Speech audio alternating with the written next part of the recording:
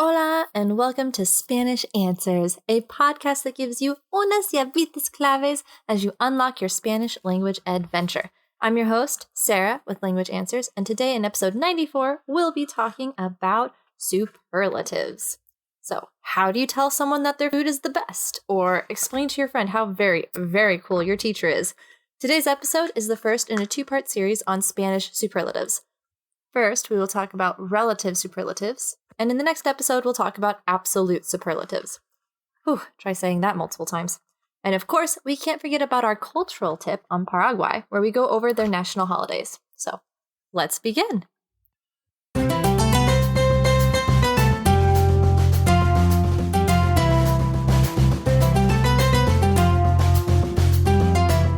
So what is a superlative?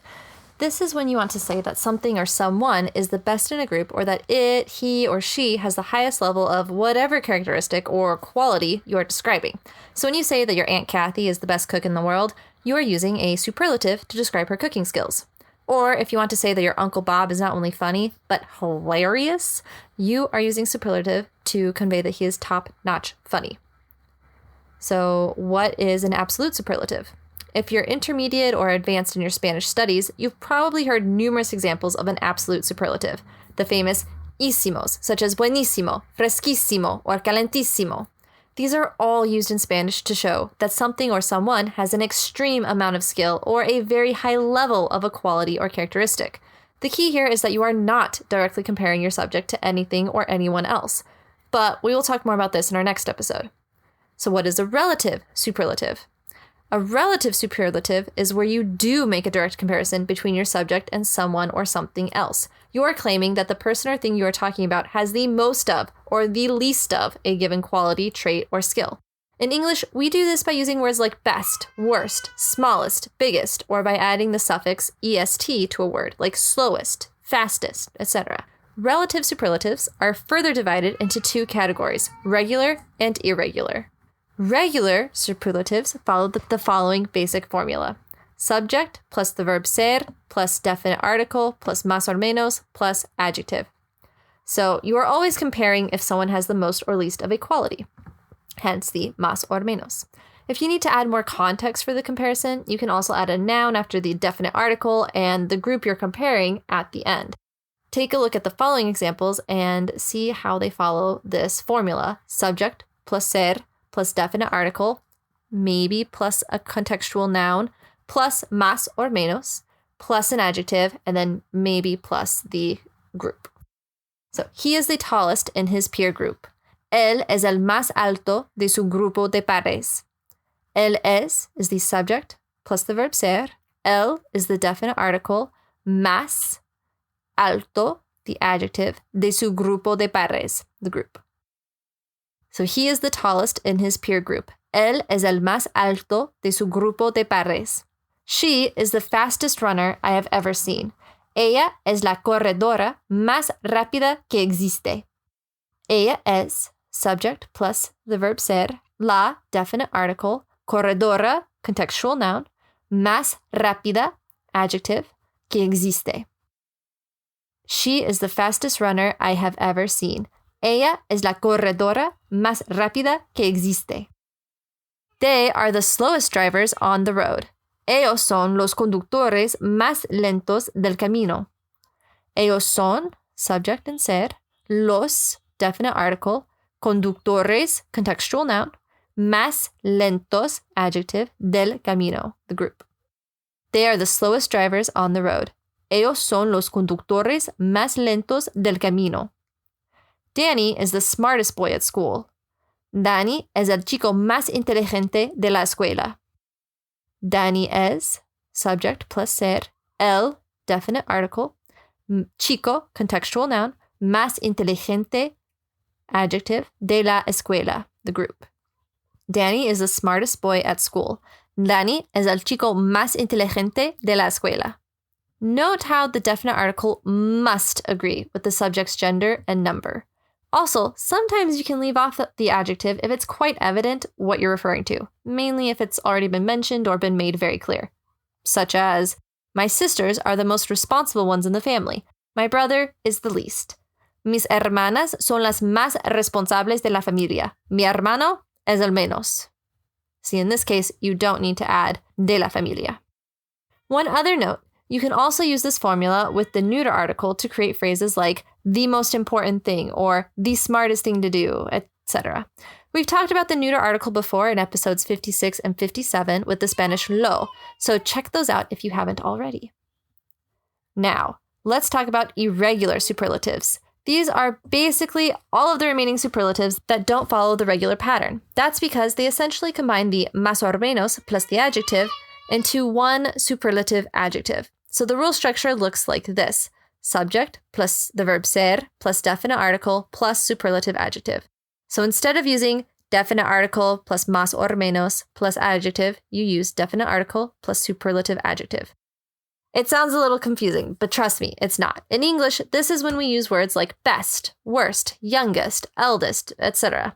In Spanish, I've mainly seen these 4 irregular superlatives. That's right, just 4. Menor, when you're talking about the youngest or the smallest. Mayor, when you're talking about the oldest or the biggest. Mejor, when you're talking about the best. And peor, when you're talking about the worst. Now, that co has an article that mentions 2 others, pésimo and máximo, as the alternate superlatives of malo and grande. And while this was the first time I had ever heard of these 2, the Diccionario de la Lengua Española by the Real Academia Española, the RAE, it supports this usage and classification. So here are some examples of the irregular superlatives. My sister is the youngest in her family. Mi hermana es la menor de su familia. Mi hermana es subject plus verb, la definite article, menor superlative adjective de su familia. My sister is the youngest in her family. Mi hermana es la menor de su familia. I am the eldest in my family. Soy el mayor de mi familia. Soy is the subject and the verb ser combined, right? Soy. El, definite article. Mayor, superlative adjective de mi familia. I am the eldest in my family. Soy el mayor de mi familia. She is the worst teacher. Ella es la peor maestra. Ella es, subject plus ser. La, definite article. Peor, superlative adjective. Maestra. She is the worst teacher. Ella es la peor maestra. He is the best runner on the team. Él es el mejor corredor del equipo. Él es, subject plus ser. El, definite article. Mejor, superlative adjective. Corredor del equipo. He is the best runner on the team. Él es el mejor corredor del equipo. These chairs are the smallest ones. Estas sillas son las menores. Estas sillas son, subject plus ser. Las, definite article. Menores, superlative adjective. These chairs are the smallest ones. Estas sillas son las menores. Our house is the biggest house on the block. Nuestra casa es la mayor de la cuadra. Nuestra casa es, subject plus ser. La, definite article. Mayor, superlative adjective. De la cuadra, the contextual group. Our house is the biggest house on the block. Nuestra casa es la mayor de la cuadra. So, a few things to note here is that the superlative adjectives, generally the only time they'll change is when you have a greater quantity, right? So it's menor or menores, mayor or mayores. They don't change whether the subject is masculine or feminine. Now, the only time that would change is with those extra superlatives, the pésimo and máximo. In those cases, they will change if it's máxima or pésima, right, for feminine, and máximo or pésimo for masculine. But the other irregulars, they only change based on the number of the subject. Another thing is that Daniela Sanchez notes in her blog article on superlatives that while it's not grammatically correct, you'll still hear people treating grande, joven, and pequeño as regular superlatives, meaning they would say, these chairs are the smallest ones, as estas sillas son las más pequeñas, or our house is the biggest house on the block, as nuestra casa es la más grande de la cuadra. So what do you think? Is that the case? Or does common usage make it grammatically correct?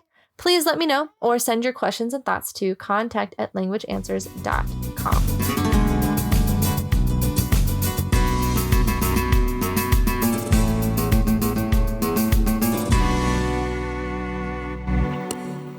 right, so today's cultural tip highlights the national holidays of Paraguay. To save on time and to avoid extreme repetitiveness, here's a quick list of holidays that many other countries also celebrate and or which we have covered in previous episodes. So I won't get into too much detail for these ones. For example, New Year's Day is always January 1st. There's Holy Week, which begins with Maundy Thursday and Good Friday on April 6th and April 7th, and, it culminates in Easter Sunday on April 9th. Labor Day, which is always May 1st, and is also known as International Workers' Day, or Dia de los Trabajadores. And there's Day of the Immaculate Conception, which is always December 8th, but in Paraguay, they call it the Virgin of Cacupe Day, and then Christmas Day is always December 25th, also known as La Navidad. Now, let's talk about the 6 unique holidays that Paraguay celebrates. First is Day of Heroes, aka Día Nacional de los Héroes, which is always March 1st. This day honors the Paraguayan men who died fighting in the War of the Triple Alliance against Argentina, Brazil, and Uruguay. The main hero it highlights is the former president Marshal Francisco Solano López, as March 1st is the day he died in the Battle of Cerro Corá, the last battle of the war. The second is Independence Day, aka Día de la Independencia Nacional, which is always May 14th through the 15th. These 2 dates commemorate Paraguay's independence from Spain and Argentina.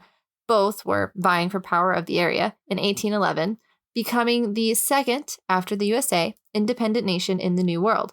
Spain's power and influence was waning at this time due to the Napoleonic Wars, Argentina's growing influence, and bad local political decisions made by the local governor. The Paraguayans overthrew the Spanish, led by lawyer Dr. José Gaspar Rodríguez de Francia, on May 14, 1811, and declared their independence the next day.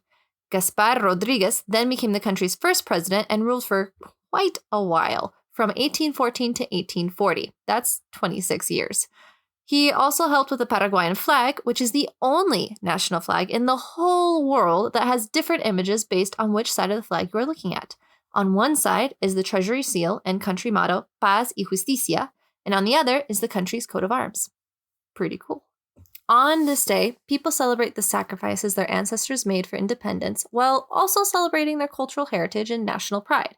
You may see many people wearing traditional garb or eating traditional food, such as sopa paraguaya, which is actually a cornbread dish and not a soup. And of course, I found a recipe, so check it out in the show note links. Now, just like with our American Independence Day, families and friends get together to celebrate with food, music, and fun. The third holiday is Día de la Patria and Mother's Day, which is May 15th, part of those Independent Day celebrations. It's the second day of Paraguay's Independence Day celebrations, but is also Paraguay's Mother's Day. It's a little different than the normal Mother's Day, in that it honors Juana María de Lara de Díaz de Bedoya, who was instrumental in the Paraguayan Rebellion. To learn more about her, check out the article by the Real Academia de Historia, which I've included the link in the show notes. Number 4, Día de la Paz del Chaco, or Chaco Armistice Day, which is always celebrated on June 12th. This day celebrates the end of the Chaco War in 1935 with a ceasefire between Paraguay and Bolivia. Both countries fought for control of the strategic and potentially lucrative area known as Gran Chaco. That being said, Bolivia and Paraguay didn't sign an official agreement with agreed-upon borders until 2009. Number 5 is the founding of Asunción, which is always celebrated on August 15th. This holiday is pretty self-explanatory, as it's the celebration of the founding of Paraguay's capital, Asunción, on August 15th, 1537. It is one of the oldest cities in South America. It began with a search for a missing explorer in 1537. Juan de Salazar y Espinosa set up camp on the Paraguay River while they searched and apparently liked the area so much he began a settlement on August 15th. Its original name is quite a mouthful, Nuestra Señora Santa María de la Asunción, in honor of the Feast of the Assumption that is celebrated on August 15th in Catholicism. I'm glad they shortened it. And last but certainly not least is number 6, Boquerón Battle Victory Day, always celebrated on September 29th. The Battle of Boquerón was the first major battle in the Chaco War. In fact, it was the first official attack that began the war on September 7th, 1932. Paraguay attacked the Bolivian outpost Fortín Boquerón. This turned into a 20-day siege and eventual victory for Paraguay on the 29th.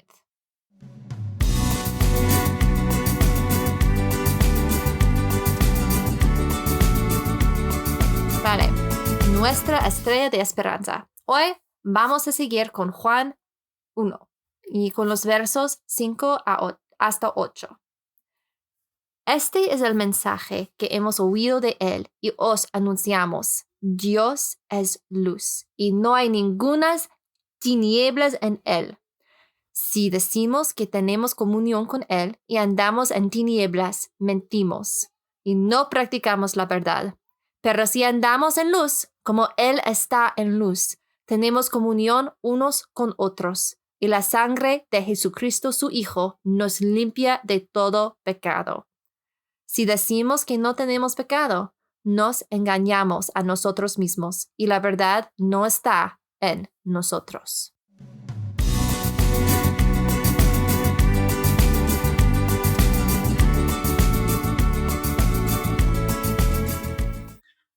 All right, and that is all for today. So to my listeners in the US, have a wonderful Thanksgiving.